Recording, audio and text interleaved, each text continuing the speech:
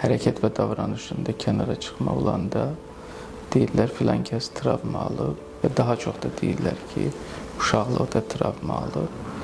Bəli, uşaqlıq travmaları bizim sonraki həyatımıza təsir göstərə bilər və uşaqlıqda yaşadığımız hər bir proses və hadisə də travma deyil. Travma o zaman olur ki, o qalıcı bir təsirə malikdir və uzun müddətə bizim hərəkət və davranışımızı, həyat tərzimizi müəyyən edir. Çünki biz insanıq, gündəlik həyatda müxtəlif hadisələrlə rastlaşırıq, qəza olur, yanğın olur və yaxud yanımızda kimsə həyatını dəyişir. Bunlar hamısı travma yaratmır. Travma o zaman yaranır ki, biz o hadisədən sonra uzun müddət özümüzə gələ bilmirik, yuxusuzluq ola bilər, əhval-ruhiyyən pis olması ola bilər, özünə qapanma ola bilər.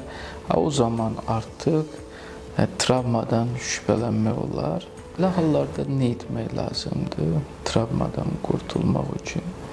Mütəxəssislər qeyd edirlər ki, bu prosesdə vacib olan məqamlardan biri duyğu və emosiyalarını ifadə edir. Əgər nə qədər sən öz duyğularını ifadə edərsən, öz emosiyalarını göstərərsən, bir o qədər də travmanı aradan qaldırmış olarsan.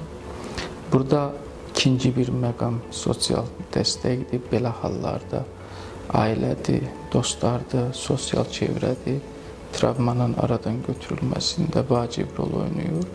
Üçüncü bir məqam da qeyd etdiyim kimi peşəkar psixoloq dəstəyi almaqdır ki, bu da travmanın aradan götürülməsində çox mühüm rol oynayır. Bir şey də mən məxsusən qeyd eləməliyəm ki, bütün travmalar insanın həyatına mənfi təsir göstərmir. Elə travmalar var ki, insan həyatına müsbət təsir göstərir və insanın inkişafına, öz potensialının ortaya qoyulmasına, özünün aktuallaşdırılmasına müsbət təsir göstərir. Ona görə də travmadan qorxmayın, əsas onun fərqində olun və onu doğru istiqamətləndirin.